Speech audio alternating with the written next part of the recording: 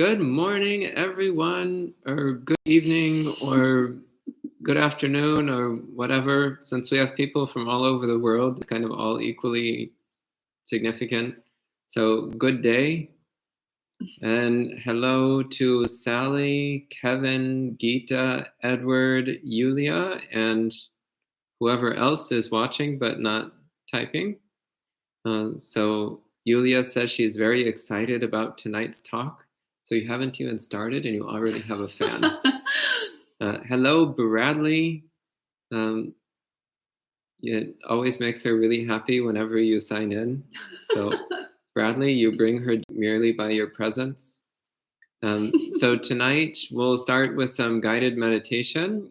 And then after the guided meditation, Ayyā Somā will give a talk about guilt, its wholesome and unwholesome aspects, and how we can integrate it into our practice. Sally is asking, I was curious whether the meditation will be related to the topic too. Well, actually, I thought that we were starting with chanting. Oh, well, we'll start with chanting. So we'll be chanting the Ratana Sutta as usual. So I'll go ahead and put in the link to the Ratana Sutta. And so as we chant the Ratana Sutta, so every time it has the refrain, Etena Sachena Savati Hotu. So by this truth, may there be well-being. Think of Abigail and wish for her to have an easy surgery with no complications, and for both her and the baby to be safe and well. So Ayyā Somā, hello, Richard, welcome as well. So whenever you're ready, we can go ahead and do the Ratana Sutta chanting. Mm-hmm.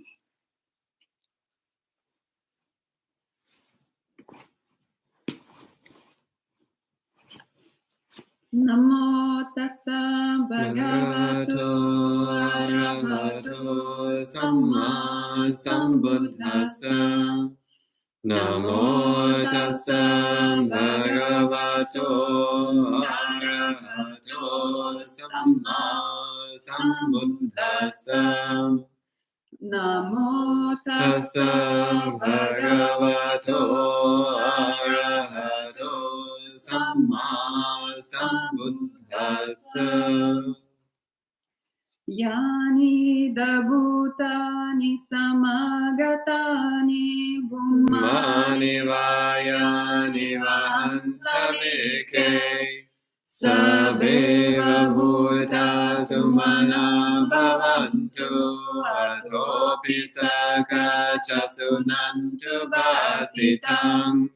Tasmahi bhutani sameta sabbe vedam karotamanusiya pajaya divacharato chaharanti ebaling tasmahi nerakata apamata yang hinchi vitang idavahuram vasage suvayam ratanam panitam nano samangati tathagatena idam vibuddhe ratanam panitam etena sachena suvati hotu.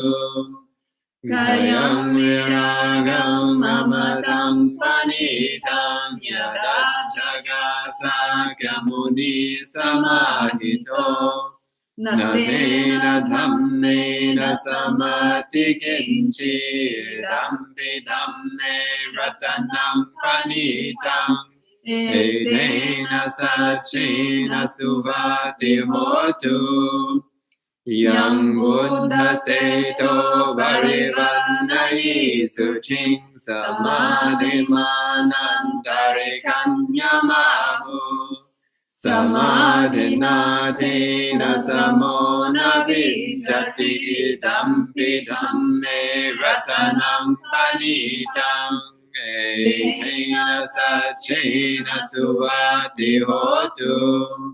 Ye bungala satang pasata chatari etani yugani honti te dakineya sugata sasavaka ete sudinnani mahapalani idampi sanghe ratanam panitam tena sachena subhati hotu Yesu payuta manasa dalhena nikamino gotamasa sanamhi te pati pata amadam nigaiha ladha muddhadim buddhim punjamana idam visanghe ratanam panitam etena sachena subhati hotu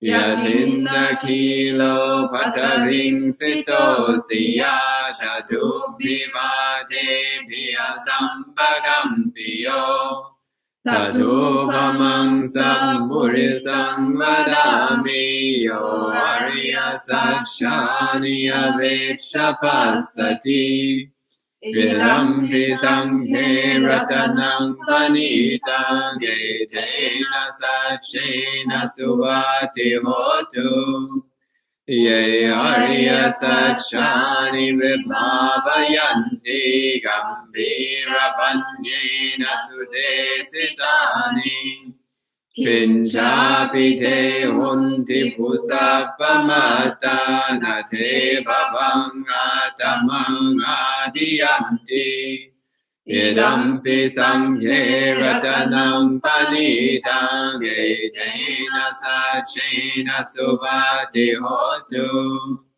sahava sana sampadaya daya sudhamma jahita bhavanti sakaya ditti vichikichitancha silam vatang vapi yadati kinchi Chatuhapaye cha vipamuto chachabhitanani abhambokatum idam visanghe ratanam panitam etena sachena subhati hotu Kinchapi sokham karoti papakam kayena vacha uracheta sava abhabbo sotassa patichadaya abhabbata ditapatassa bhutta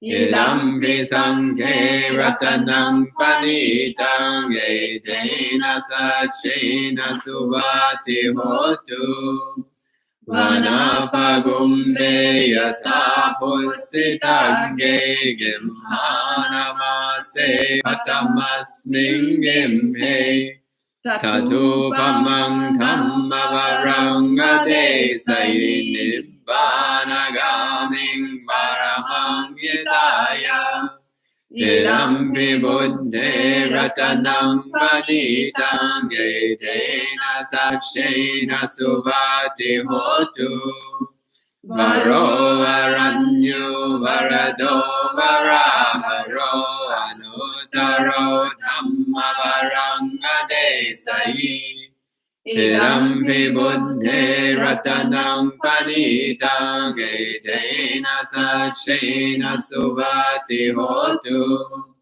Kinam Puranam Navam Nati Sambhavam Virata Chitta Yatike Bhavasmi Te Kina Bija Virulhin Chanda Nimbanti Dhira Yatayam Paripo Idampi sanghe ratanam panitam etena sachena subhati hotu yani dhabhutani samagatani bhummani vayani vantalekhe tathagatam devamanusabhutitam buddha Buddham Namasama Subhati Hotu Yani na Bhutani Samagatani Bhumani Vayani Vahantaleke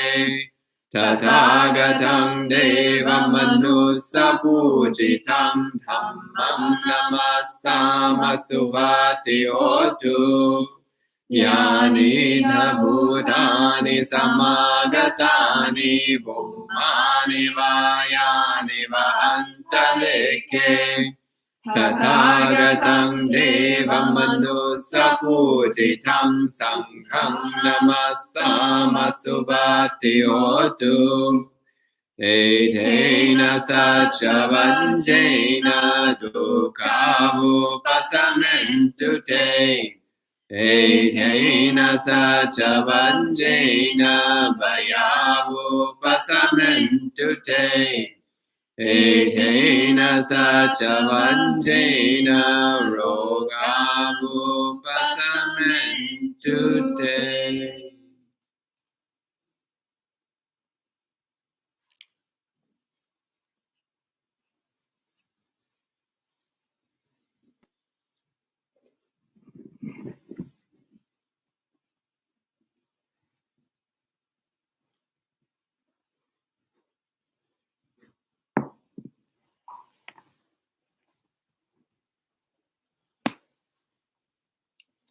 Okay, so we can get into a comfortable position.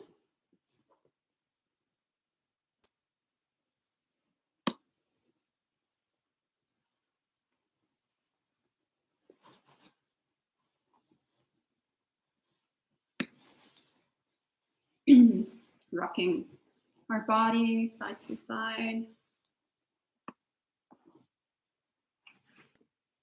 Making sure the back is upright.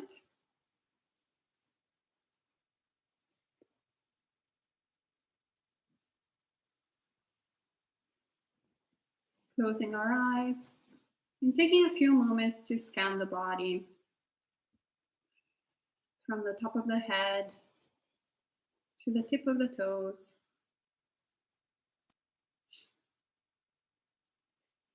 Relaxing any point of tension that we might see and perceive.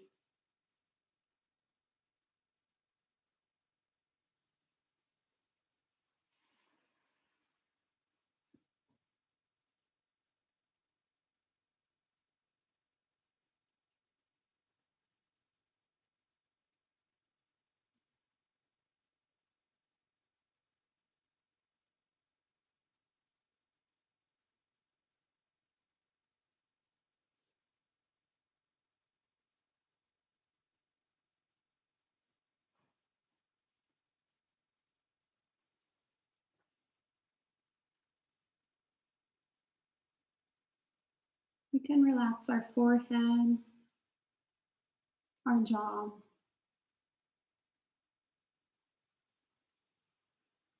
our mouth,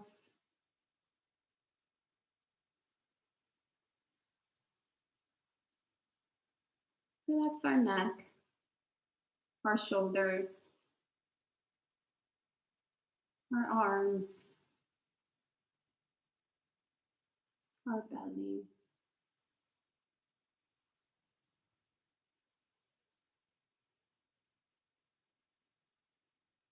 Relaxing the legs. Relaxing the breath.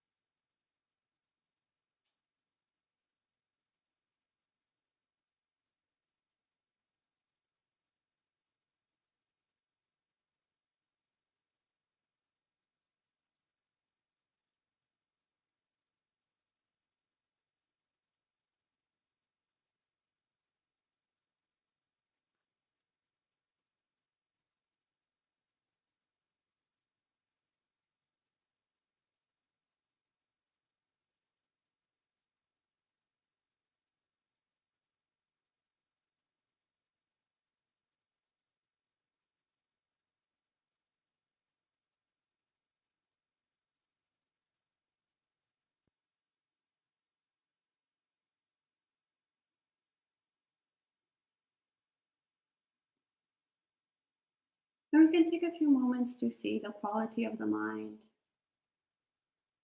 What are we feeling like?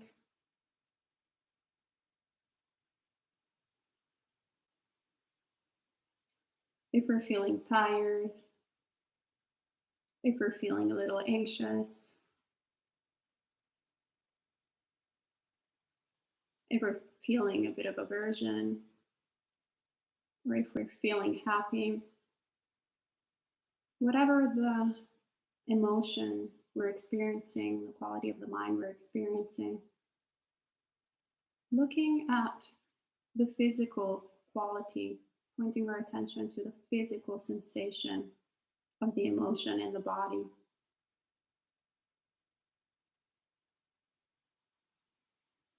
What does anxiety feel like?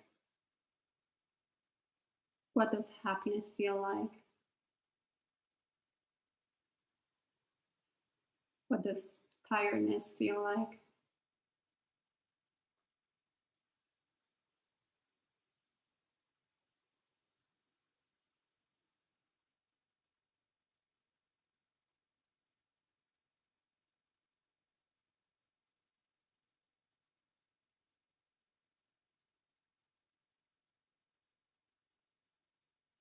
And perhaps we'll find some tightness in the chest or a tingling sensation somewhere in the belly.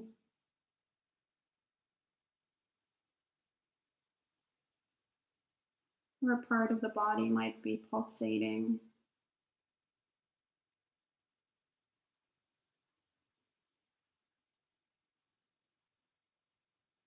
And we drop any story related to the emotion. It doesn't matter why we're tired. It doesn't matter why we're anxious. It doesn't matter why we're happy. We just want to stay with the feeling, the raw sensation in the body.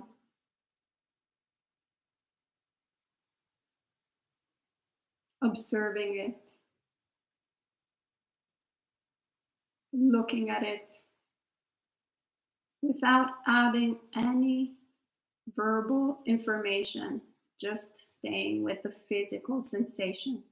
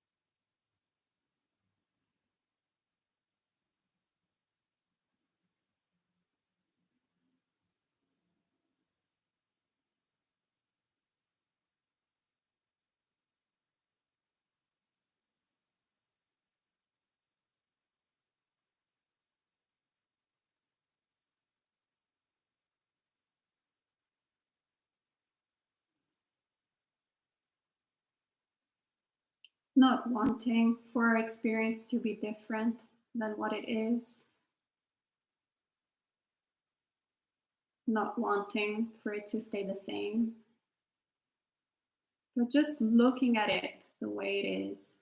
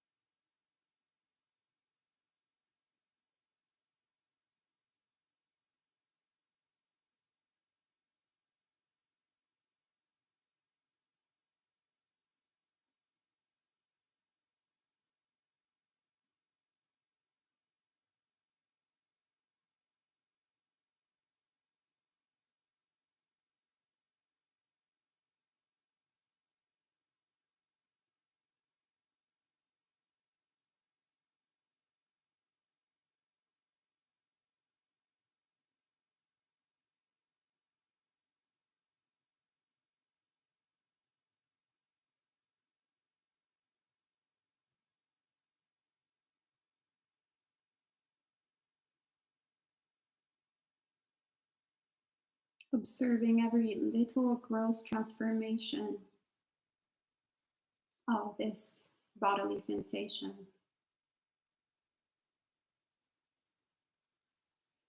How tightness can shift into openness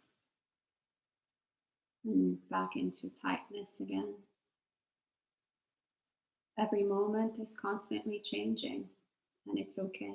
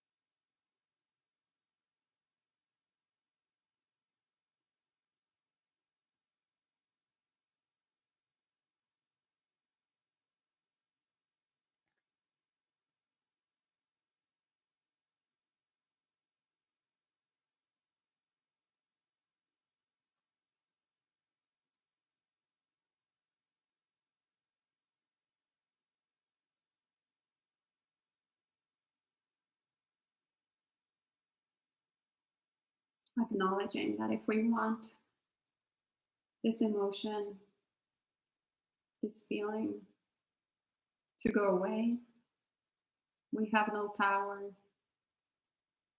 to let it go away. If we want it to stay, we have no power to let it stay.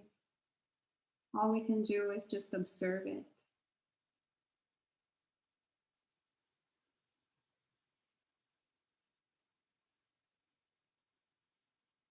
constantly changing.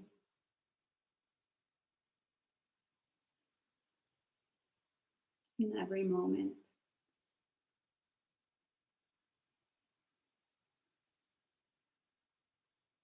Learning from it, understanding what it's like.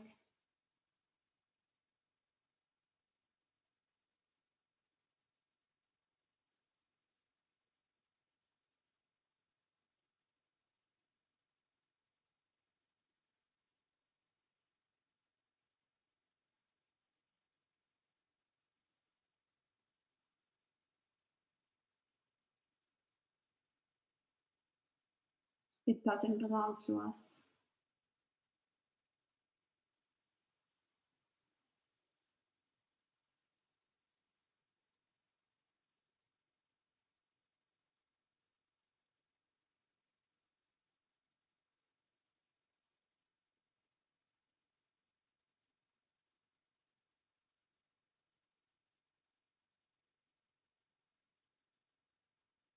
It is not who we are.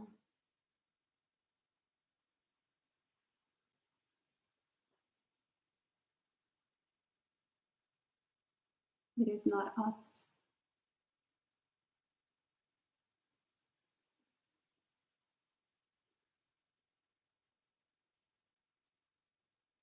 It just comes into being through causes and conditions.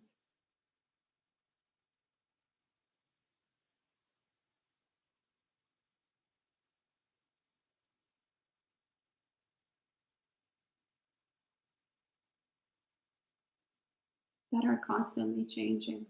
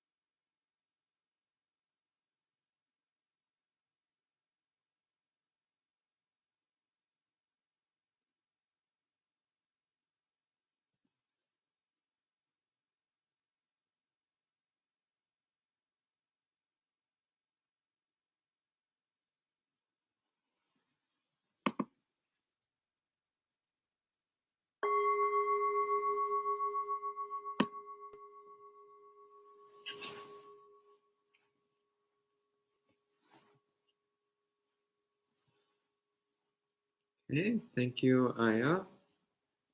And welcome to some more friends checking in. So hello, Elaine. Hello, Marielle. And to whoever else is watching.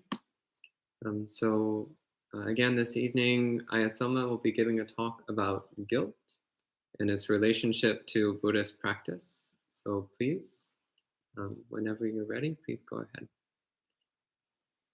And hello, Stacy. Hello, Jen. Okay, please. All right. Well, thank you, Bante, and thank you, everyone, for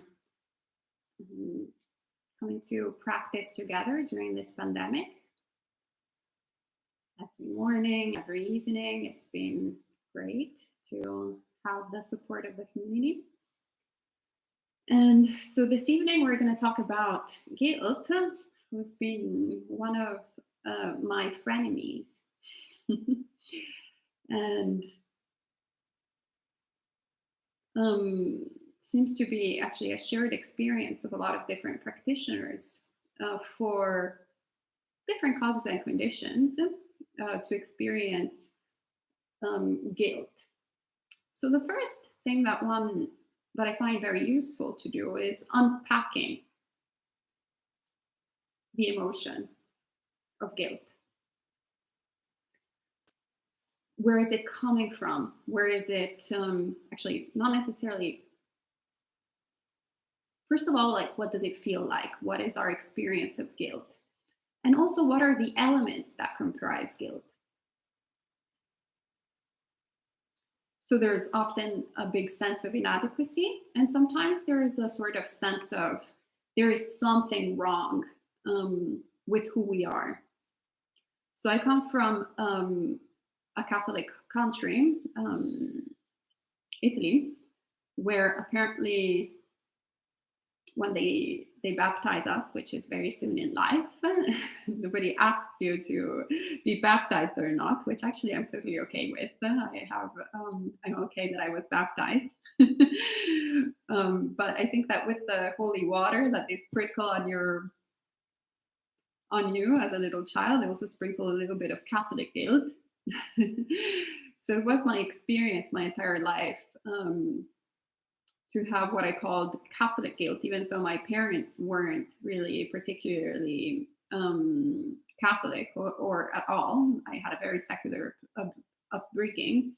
Yet there was a sort of cultural conditioning of Catholic guilt that pervaded my experience of reality up until actually the Buddhist teachings. And also meeting Bhante Sudaso was very interesting to me because even though he was on the other hand raised very Christian, in his tradition of Protestantism, there is actually little to no emphasis on guilt, probably no guilt whatsoever. There is zero. He says nada, not at all. So the concept, I seem to understand, the idea is that just by having faith in God, you're automatically saved. So it doesn't really matter what kind of actions you do and what kind of things you do. Jesus saves. Now, in the form of Christianity that was prevalent in my country, on the other hand, you do fare according to your actions. But fundamentally, you're also born with this original sin, which, even though it's very interesting, I didn't quite believe in this original sin, or it wasn't particularly relevant to my life. It kind of created a sort of underlying tendency of my mind of always feeling a little bit inadequate, always feeling like I did something wrong, always feeling a little bit bad about myself.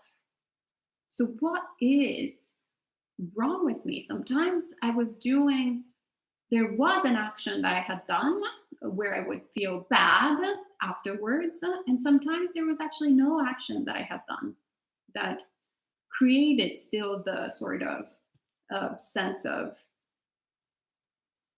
badness, illness, wrongdoing. So when I talk about unpacking, it's important to understand, first of all, what kind of connotation, what kind of quality is the guilt that we're experiencing? Is there something connected, first of all, to the culture that we are raised in? For example, I learned that aside from the Catholics, also there is something like Jewish guilt, which I was not familiar until I moved to this country. So it's a shared experience in these two Abrahamic religions. I'm not familiar with Islam, so I don't know too familiar. I'm familiar a little bit, but not in terms of guilt, so I don't know if it's present there. But whatever culture you come from, whatever kind of upbringing, very important to see how is it sort of presented in that cultural context. So unpacking the cultural conditioning that we've had growing up, and then also unpacking our relationship. Where is this experience of guilt appearing in us? Is it appearing based on one action that we're doing, multiple actions, or is it a pervasive thing? Is it, I feel guilty because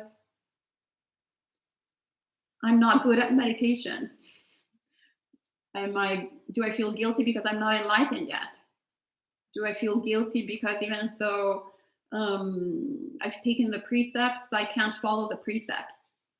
Do I feel guilty because even though I follow the precepts, I know that my mind is not thinking in the way that it should be following the precepts?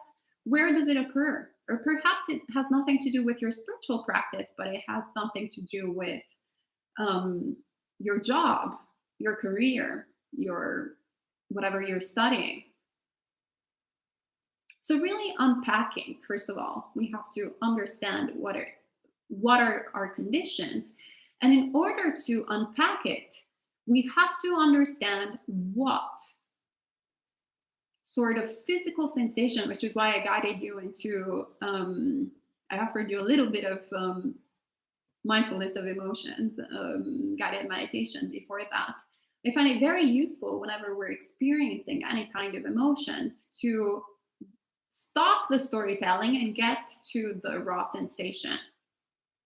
So once we become familiar with whatever kind of emotion, what is the physical connotation in the body, how is it present in the body, then we'll be able to recognize it, both in meditation, formal meditation, and also in day-to-day meditation. So when we are interacting with others, or we're just interacting with ourselves, quite frankly, quite honestly, like we spend most of our lives with ourselves, for good or for worse. So we better get acquainted with the workings of our mind, because that's the only thing we can get acquainted with. So very important to understand the distinctions. And once we start doing the work of unpacking, then we can kind of put whatever we find in relation to the Dhamma and see what is in accordance to Dhamma, what is helpful towards liberation, and what is unhelpful towards liberation. So the idea of if right now I throw this pen at Bante, and Bante gets hit, or Bante does not get hit, and then I feel bad about it,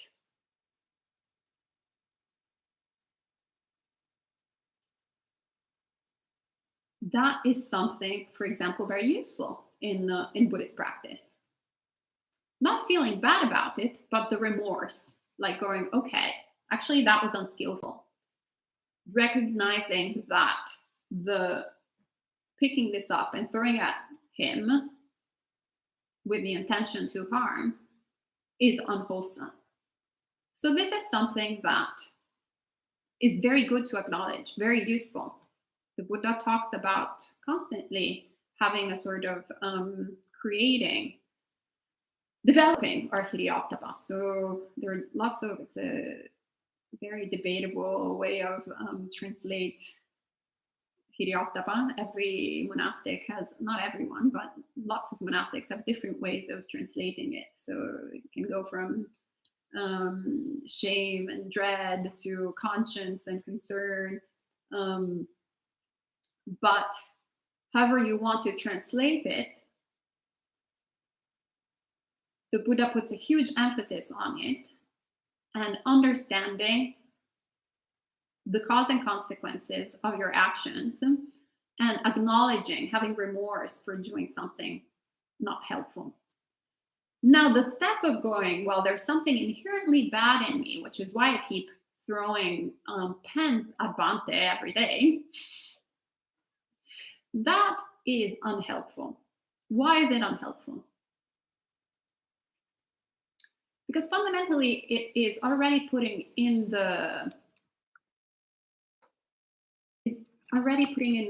picture that there is something stable and permanent, something fixed that is immutable. If I say that I'm inherently bad, inherently unwholesome, or you are, or she is, or he is, or Bante is inherently unwholesome, hence I'm throwing this pen at him, however we want to do it, whether we're describing ourselves or others, we're talking about something that is permanent, something that has a particular self, a soul, something that is not transformable. So this clearly goes counter to pretty much all the teachings of the Buddha, which are the teachings that there is nothing that we can pinpoint as ourselves. So what I found very useful was the concept, instead of original sin that I was brought up with in Italy, the concept of Buddha nature. So the idea that instead of us being born flawed, in reality, we are actually already enlightened, yet we need a little work. So the idea that the mind is actually pure, the mind is enlightened, that's the real nature of the mind. But there's a lot of mug on top of it. So the path of purification is not trying to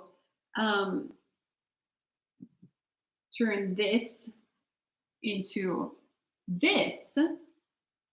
So this is inherently flawed, and we're trying to turn it into this. But rather trying to shed this and get to the pure limpid water that is inside. So the cup already has the water inside. We're just trying to shed whatever it's keeping it from flowing. So being the water. Hope this improvised metaphor gives the idea. So very helpful to start thinking that actually there is not anything inherently wrong with us, but rather we're inherently pure. And whenever we act in an unwholesome way, we're actually acting out of ignorance. So ignoring, not knowing. And once we know, we find the teachings of the Buddha, it's very easy to see in hindsight, the more we practice. Perhaps not at the very beginning, but the more we practice the Buddhist teachings, in hindsight we go, oh, what was I thinking? That was crazy behavior. But then we also understand, because we remember the state of mind when we were acting in that crazy, insane behavior, in an insane way, we totally remember why we were doing it. Hence, we understand that back then we were ignorant. We were ignoring the Dhamma. We were ignoring the way things are. Hence, we were behaving in that way. As we go along with the path, we kind of have an understanding of what we do. We need to do what we need to work on. Yet sometimes we still fall back into the same patterns. And that's like the very tricky situation, because that's when we can easily then also fall back into our old patterns, or, oh, I'm terrible, I'm awful, like I know I'm supposed to be doing this, but I can't do this, I suck. The whole self-bashing, which is also not in accordance to Dhamma, not understanding. Well, first of all, having the idea that we're in control of everything, having the idea that everything is our own responsibility, that we can control every single thing, the idea of autonomy, of independence, very treasured. I treasured that. I still kind of treasure, very difficult. One of my biggest attachments is my self-identity as independent woman. Very difficult. Still, now that I'm a monastic, very difficult to practice as an independent woman, because I'm dependent every day from lay people. So very great reminder, but very difficult to let go of that identity. Why? Because it's huge delusion. So we think we are capable of, we are 100% responsible of every action we do. But that forgets the whole concept of karma altogether, of all the strong habits that we've developed and all the consequence that we are having. So it's true that we have responsibility towards our actions, but our actions are also influenced by what we've done in the past. So it's recognizing that due to ignorance, then we have the tendency also of being forgetful. It's not that we're bad, it's not that we're evil, but even though we've learned things, we understand it theoretically, the habit is always so strong. And we're forgetful because in every moment, whenever we make something, we make an unwholesome action. So if I'm throwing this out of anger, righteous anger, in that moment, because I created that strong habit of thinking that I'm right to hit Bhante or whomever is in front of me because they said something that I didn't like. In that moment, I'm forgetful, even though I know I have had the extremely good karma to learn the Buddhist teachings in this lifetime, to find the Buddhist teachings, to know that this is a wrong behavior. So what is the appropriate response there?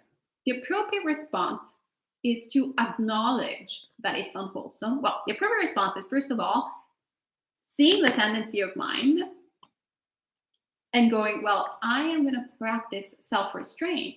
And even though I want to hit Bhante with take the pen and throw it at Bhante, I'm going to practice self-restraint and let it go. This is if I catch myself straight away. If I catch myself, oh, I picked up the pen, then I'm like, oh, I picked up the pen. Well, I can put it back down and practice self-restraint and let it go. Now, if I catch myself throwing it, then I can use my other hand to catch it and still try to prevent the situation from happening. Now, if, unfortunately, I'm not as skillful, I'm not as trained, and I throw it to Bhante, and the mess is done, then the appropriate response is to acknowledge the fact that whatever I've done is unwholesome, apologize, ask for forgiveness, and then also forgive myself and promise not to do it again. So in this way, we're practicing in accordance to Dhamma, because we are understanding that whatever unskillful, unwholesome behavior we have is not permanent. It's the cause of causes and conditions. It's the product of causes and conditions. So we have a strong habit of unwholesomeness, but it's not a permanent, undistinctable trait that defines who we are. Hence, we create, from this tightness, we create this openness. this openness of actually understanding that we can work with these causes and conditions, and we develop the wholesome and get rid of the unwholesome.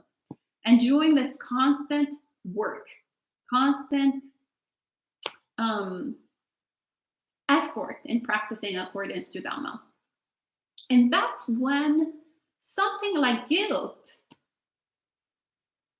can become, from an enemy, can turn into a frenemy, and then it can turn into a friend, because you toss out all the ugly elements that are embedded, the not useful, the wrong view embedded in the guilt, but you save the hidyottapa, you save the understanding of not wanting to harm yourself and not wanting to harm others. You understand how every single action can be skillful or unskillful, have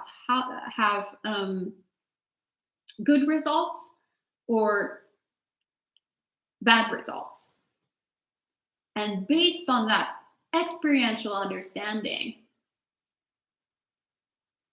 you can turn something that is your enemy into your friend. And obviously, it's very important in this process to really have faith in the Buddha and take the precepts with this attitude as opportunities to practice sila, opportunities to train the mind to develop new habits, develop habits of wholesomeness. So related to this, for example, is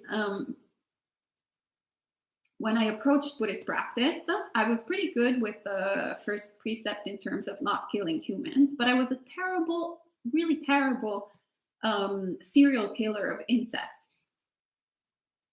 And that's because there was never any emphasis in my culture in not killing insects. So we had this gigantic infestation at the previous monastery retreat center. The Rockway Summer House was before the mice. The mice came the third year, right before we left. But at the very beginning, since the very beginning, we've had this infestation of ants. And I was still new to the practice of taking the precepts to some degree or the other. I had practice with them, but let's say that I had never had a very challenging practice like having to deal with an ant infestation. So my mind was constantly going towards wanting to kill those little insects, getting angry with the precepts, not fully understanding the precepts, then understanding the precepts and kind of feeling bad that my mind was producing so much hatred and anger towards these ants. So having that shame and horribleness, but it was coming out of a sense of feeling inadequate. Once again, feeling inherently flawed. Why is it that all these beautiful, there was this guy, Draeger, our friend Draeger, who's incredibly caring has lots of metta for animals, no matter how small and gross they are. So he would actually take hours trying to sweep all the cute little ants and bring them outside. Making sure that none of them would get harmed, even by mistake. And I was just there I want to exterminate all of them. So then I started tricking myself also in pretending that I hadn't seen the ants and washing the sink carelessly with water and then going oh, they fell through the drain. Oh, I didn't really notice. And then catching myself with the aversion of the ants and also with the fact that maybe I had killed them, maybe not. I don't know. Oh, maybe I have not follow the precept, maybe not, this whole muddled sort of situation. And then I was well, no, now you have the model of Draeger, you're going to practice this way. So I trained my mind which is why I call them Ajahn ants. So my teacher ants, for many years, actually. Every day I would sweep them kindly, trying to not harm them, bring them out. And at the very beginning, there was a lot of aversion in my mind. And as time went by, I started looking at them as like my little pets, my little pet ants that would come out to eat, and I would like bring them outside, take a little stroll. And I remember once I was washing the dishes and I saw this little ant floating in the sink, and my first instinct was not to harm the ant or wash her down the drain, but was actually to pick her up and put her on the counter. But I hadn't had to force my mind to do it. I had trained my mind up to that point where naturally, out of practicing non-harming for a period of time, compassion arose. Just like a lotus out of mud, arose naturally, spontaneously. And I remember so clearly the joy that then arose in my mind, seeing how compassion had arose there and how beautiful it was. So that's a way. The reason why I'm sharing this story is because that was also a teaching on how to develop Hiriyottapa when we don't have Hiriyottapa. And it's by following the precepts carefully, dedicating fully to what the Buddha has taught us, but at the same time in a productive way, in a way that it's accordance to Dhamma. Not self-bashing, but always committing, always putting right effort and saying, well, that was unwholesome. I'm not going to do it again. If we do it again, then once again, that was unwholesome. I'm not going to do it again. I forgive myself. Now, if we were in an actual physical place and not in a virtual sort of setup, we would be doing this prostration practice that I learned from my friends at Dharma Drum. That they call repentance ceremony, and I found it very useful actually to physically acknowledge all our misgivings and commit to do better in the future. So you'll have to wait until after the pandemic, and then you can come here, we can do it all together. In the meanwhile, really contemplate. I encourage you to unpack your experience, really understand, getting to the nutshell of it, and correcting your actions based on what the Buddha says, putting everything in line with Dhamma. And then you'll see that it's only suffering that arises and ceases, arises and ceases, arises and ceases, and then eventually it will cease all together. All right, so that's all I have to share for this evening.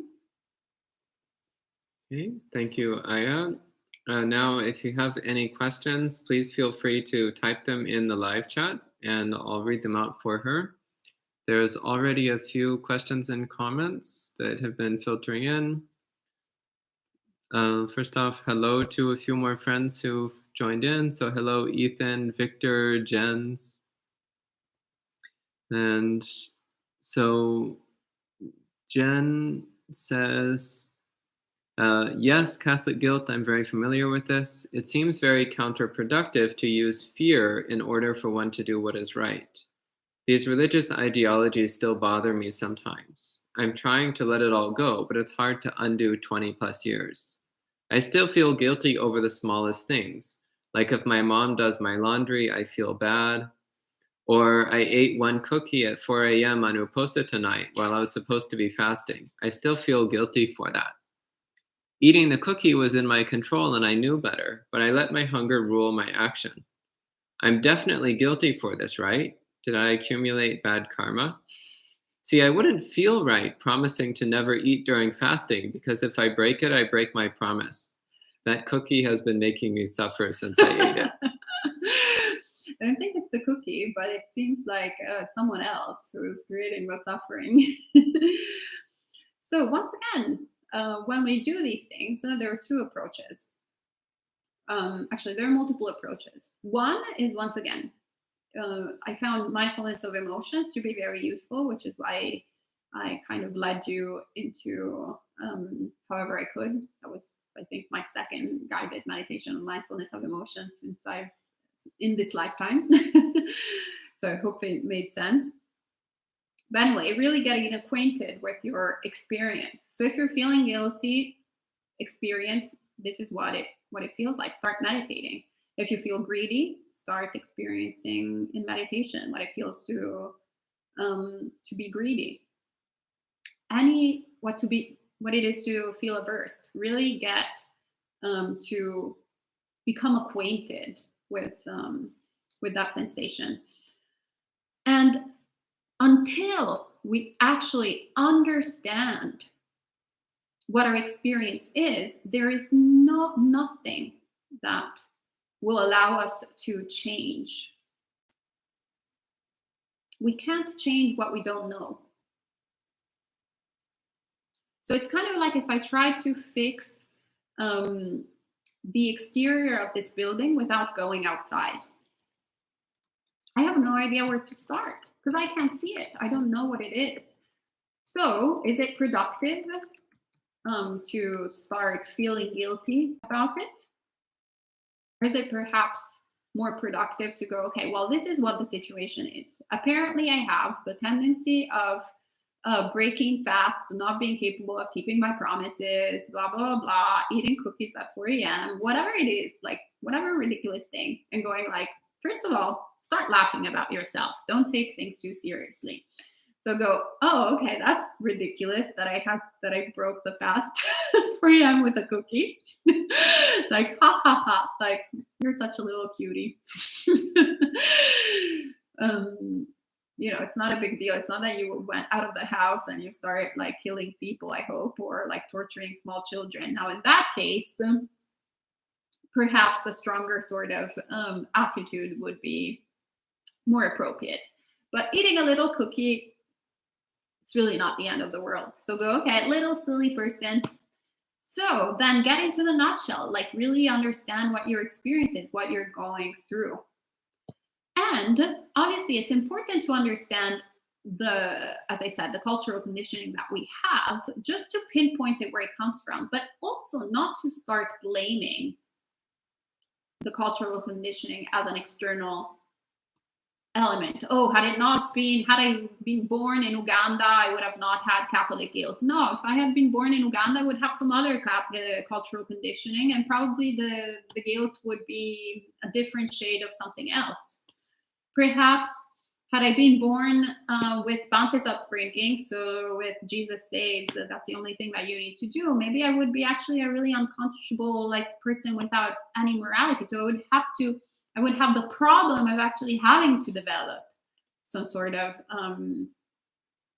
even kind of idea that and any of my actions were wrong. So it doesn't matter what is our external. Why is it that we are, it matters to the extent of understanding the causes, but not looking at it as something to blame. I have to say that coming from Italy, sometimes it does work for people in my country to have more forceful manners. My mom, when I was a really young girl, I was very naughty, and my mom would try a lot of like sweet ways to get me to do things. And then sometimes she had to be really forceful. And when she was really forceful, in hindsight, now I'm actually happy that she was forceful, because I stopped stealing, for example. I used to think that everything, if I wanted it, I should just have it. There was no sense of respect for others people's property. So my mom had to be very forceful with that. So I don't know too much about Christianity because, once again, even though I was raised in that culture, my parents weren't terribly Catholic. So I don't know exactly why it's phrased in the way it's phrased. I don't know where original sin comes from. I don't know exactly the workings of Catholic guilt, but I'm also not terribly interested in it. I think it has, I assume that historically it was put also in that phrasing because for good intentions, for people to develop a sort of sense of morality. But it doesn't matter. All we want to know is, okay, that's coming from, this is one of the causes. Let me look at it. Let me look at my experience of it. And how do I behave in relation to it? How am I experiencing physically this guilt? And let me unpack it. Let me get the good stuff, I save, the trash, I eliminate. Kind of like when you need to wash rice. You eliminate, or lentils, you eliminate the stones and you wash the rice and you save the good part. When you're washing the vegetables from the garden, you remove all the dirt and you keep the good stuff to eat. So it's the same way. And once again, always putting the right effort to going, okay, I forgive myself for eating the cookie. Okay, I'm going to try it better next time. Perhaps instead of taking the precepts for 24 hours, I'll take them for 12 hours and really commit to that. What is feasible? Let's also be realistic with what our situation is. If we're addicted to smoking, for example, perhaps it's a little bit too much to say, well, smoke for a week. Smoke for however, don't smoke for a realistic amount of time, and then push it. Take the precepts in more elastic way. And Marielle asks, besides acknowledging that it is unwholesome and practicing self-restraint, we need to find an outlet for the emotion, no? Otherwise it can eat us. What do you mean by finding an outlet of the emotions? Like outlet, boom. If you can clarify the outlet, what you mean by outlet, that would be great. Okay, so while we wait for Marielle to clarify, Bradley has a question. He says, I find that guilt and shame are very tightly connected. I know for me personally, sometimes I don't want to admit the mistakes I've made because they reflect poorly on me, that other people will view me as tarnished or tainted. I don't want to disappoint others, but since I'm human, I do eventually. This is a deep-rooted perfectionism for me. Any advice on working with this? Yeah, so I think you said in your question, me.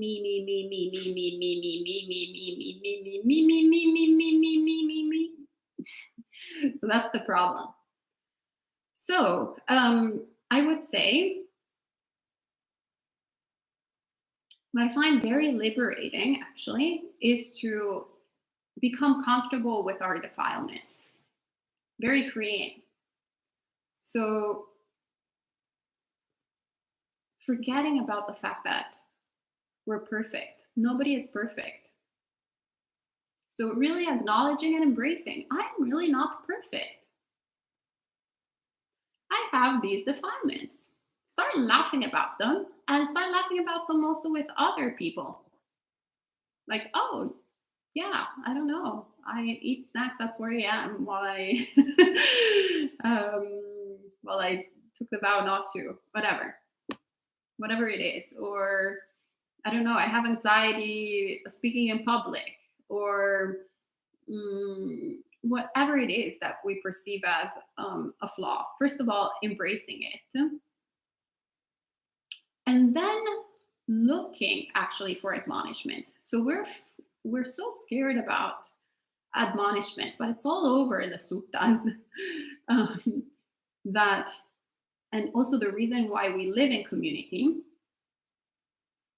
that we should actually create in our mind a sort of willingness to have others point out our defilements. So as you know, because you've lived with, you've done a residency at BI, we do in the morning, we recite how to give admonishment and how to take admonishment. And what I find very powerful about how to receive admonishment is seeing all the different emotions that basically every single human being experiences when they are they're being admonishment and how they react. So starting to criticize the criticizer, or insulting the criticizer, or speaking about unrelated things.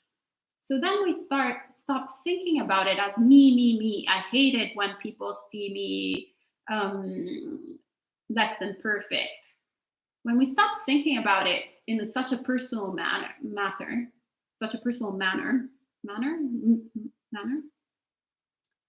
then, and instead as a common human experience, something universal that I experience, Bante experience, you experience, May experience, Jan experience, Ayyā Somā experiences, everyone experiences. That's why the Dhamma is universal. It's because it's a shared experience. So we're all flawed and we're all perfect in certain ways. So just as we should be okay to, actually we should recollect our own goodness, we should also recollect our own badness in order to commit to do something about it. Because otherwise we're pretending it's not there. We're cultivating ignorance instead of cultivating wisdom. So we want to practice always in accordance to wisdom, always in accordance to the Dhamma, and going, oh, how great that Bante is pointing out that I can get very irritable and angry. And let me see if there is some truth to it. Let me look at my mind, watch my mind. And yeah, it's completely normal that I'm now irritated at Bante because he pointed that I'm irritated. Oh, and now I'm trying to deflect and change the conversation. Oh, that's normal too. You see, because it's written in the suttas, and you see that that is clearly something that people were also doing 2,500 years ago. It's been like that all along since beginningless time. So then it's not about me, but at least it's be us. So let's all do something about it, no? Then Trisha says, I felt sick on and off this week. A feeling of guilt arises when I think of getting COVID-19 and transferring it to others, especially my roommate who has an underlying condition and could die. Logically, it seems out of my hands, but still there's guilt. How to remedy? Also, if it's not too off topic, do you have any recommended practices for when very ill to stay calm and peaceful? Okay, let's address the first one. So there, once again, it's unpacking what you're experiencing. So in this experience that you're describing, I feel there is what we can define as guilt, and also concern for others. So the concern for others, the wish for people around you to be happy, yay, that's the tomatoes you want to water. The feeling bad for no reason, feeling like you are somewhat wrong or kind of, bacato, how do you say it? Like rotten tomato. That we want to remove. That's the weed that we want to uproot and toss away. So I recommend in these situations to acknowledge both first and then focus on the wholesomeness and go like, oh yes, let's really nurture a solid mind of metta and of compassion. Start wishing for your roommates to be happy and healthy, for the person who has the chronic disease to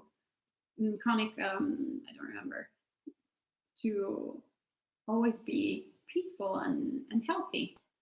So shifting the mind, nurturing what is good, nurturing what is wholesome, and at least not watering, not nurturing what is unwholesome, but trying to uproot it. If we can't uproot it, if we can't remove the weeds, at least let's not water them. We have several more questions to go. Okay, I'll try to be faster. And then she had asked about anything when you're feeling very sick. Yeah, same of the actually included in the previous answer. So point your mind towards something wholesome, beneficial. Victor says he feels guilty because he killed a lot of insects when he was a kid. And he asks, what do I have to do with all the karma that I did? Can you do something about it? You can't change the past. What you can do is create good conditions now. So don't worry about what you did in the past, because you know what you did. You killed a lot of insects as a child, so have I. That's what we remember. In previous lives, we've probably tortured small children and killed many beings, human, devas. We've done atrocious things. So there's nothing that we can do about that. It is what it is. What we can do is not repeat unwholesome habits now, but make wholesome choices. And as the Buddha always said, then it's just like a grain of salt in a big lake, as opposed to a grain of salt in a little cup of water where you can actually like taste the salt. And Marielle was clarifying her earlier question about letting out emotions. She says, I don't know. I think we all have different outlets. Like sometimes I run or write if I'm angry, or vent out with somebody, or talk it out with the person in question, basically taking the anger out of my system. Are you sure you're taking the anger out of your system? So there's, I used to be actually, those were my techniques prior to Buddhist practice. So if I was angry, I had different ways, or strong emotions of any sort. What I would do was I had different ways to cope. Either one was going to drink with my friends. Another one was to obsess about whatever thing made me angry with all my different friends. I was very great at that because I knew that if I would obsess with May for the entire day about one single object, and then the day after, May would not want to see me ever again.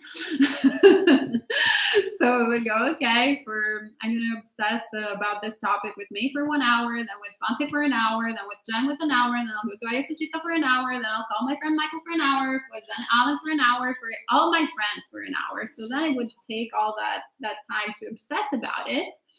And that's what I thought I would process whatever kind of strong emotion with it. So fundamentally, I was using my friends as sort of a free therapy, Freudian therapy of just like blah, blah, blah, blah, blah, blah, blah, which has a certain purpose in sense of don't do that. This is not recommended to do with your friends, but it has talking and obsessing about things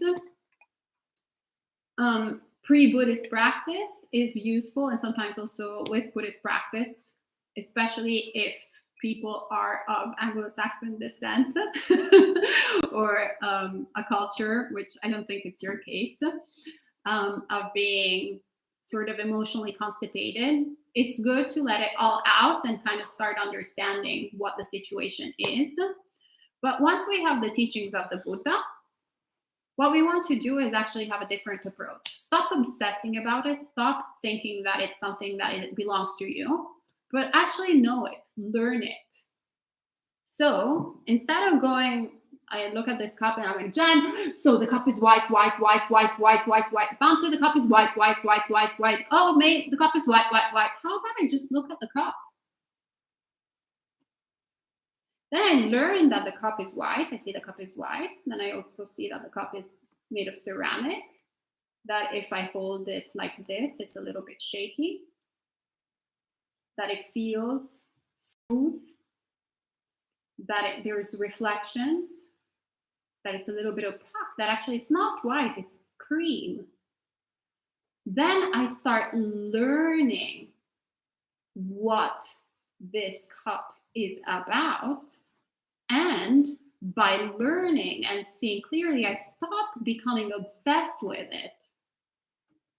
I start becoming infatuated by it. And I start becoming equanimous with it. It is the way it is, and it's all right. So I stop fueling it and I start understanding.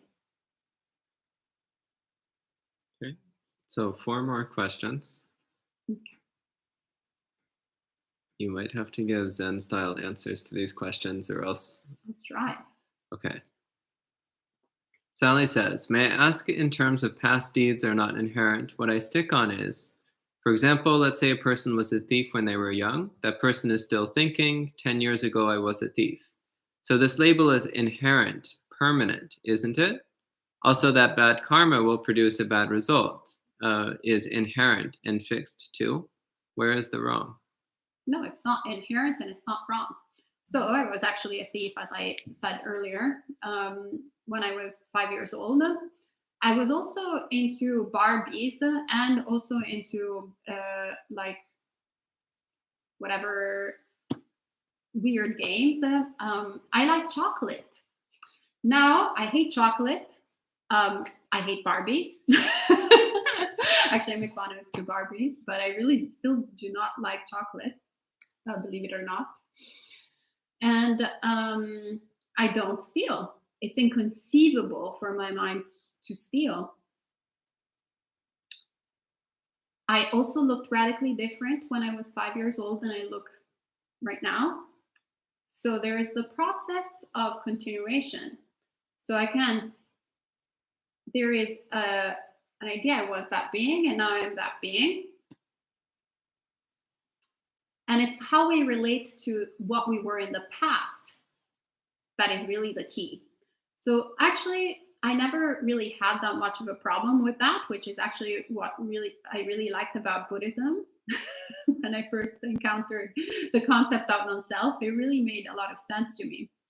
So the outside world, outside of the Dhamma, actually puts a huge emphasis on you being always that person. And the expectation that you're always the same, that you have that inherent quality of thief. But I never had that. Actually, I've had a lot of different rebirths within this life, as I call them, previous lives within this lifetime. So there's lots of different traits of being entirely different people. So it's more, once again, how you relate to it. But yes, of course, there's still the karmic consequences. So there's still tendencies of the mind, not in terms of stealing, because that was a long time ago and overcame it completely, but way before my Buddhist practice, thanks to my mom, who was very, very strict in her way of upbringing. But for example, I used to work in fashion, so I still have a tendency of liking, of being attracted to forms. So it's a tendency of mine. Am I interested and am I pursuing forms and dresses, etc.? Clearly not. So that has changed. That is not who I am, and it's not who I am. So there's the consequences of our actions. Yes, they will. Sooner or later, we will receive them, but that's not who we are. So, not very Zen answer. No, it wasn't. I think we're not getting through all these questions tonight. I'll try. Come on. So Jen asks, is there a form of repentance service for lay followers that we can do? I know my temple does one with 88 names, probably the 88 Buddhas. Oh, great, yes. Ceremony that I like. But I have never been, and they are now closed. Well, you'll have to wait till after the pandemic. Yes, that's also a very great repentance ceremony that I also did at Dharma Drum. Highly recommended. So just have a little bit of patience and wait until the pandemic is over. And yes, go to the temple and practice that way. Okay. And Sally asks, is it possible that someone who is totally imperfect can realize awakening suddenly? I set a high standard on myself because I thought only perfecting myself can lead to awakening. This high standard's guilt, shame, remorse, unwholesome. Yeah. You have 1 minute to answer this question. Whoa. I think you have to stop thinking too much. You're a very clever woman. And sometimes that can, I feel like right now you have a fair amount of right view. So it's time for you to close the book and just practice. Practice science illumination, the method of no method. Stop wanting to achieve anything. Practice renunciation. Whenever you see, I want it to be pure, let go of the wanting to be pure. Whenever you see whatever is appearing in the mind, I want to, get rid of get rid of want, and just be with whatever you're experiencing. Okay. And it's 9 o'clock, so that's it for tonight. Come on, say the other questions. We can do it. Okay. Sally asks, may I ask, how could we compare society with the Dhamma and correct our view after we unpack the guilt and find that some is due to the society and culture? Forget about the society. You only want to know it to the extent of this comes from there. So you also depersonalize it. Okay. That's it. You don't have to get a PhD now in social studies or history or whatever. Just go like a bit of information just gives you an understanding of why you do certain things. And I was talking to Jen, for example, this afternoon about certain traits that make someone confident or not confident, that are based on culture, based on gender, based on personality. So you want to understand what is which, just to kind of have an idea of your experience. But now it's not that we opened the like PhD book of like understanding, whatever it is that we need to understand. So just having a general idea is good enough. Okay. Well, thank you. Yep, that's it. All right. So thank you all for joining in, and thank you, Ayyā, for sharing words of Dhamma. And please keep joining in. Once again, it's 8 a.m. and 7:30 p.m. every day, New York City time. So we'll see you soon. Sadhu, sadhu, sadhu.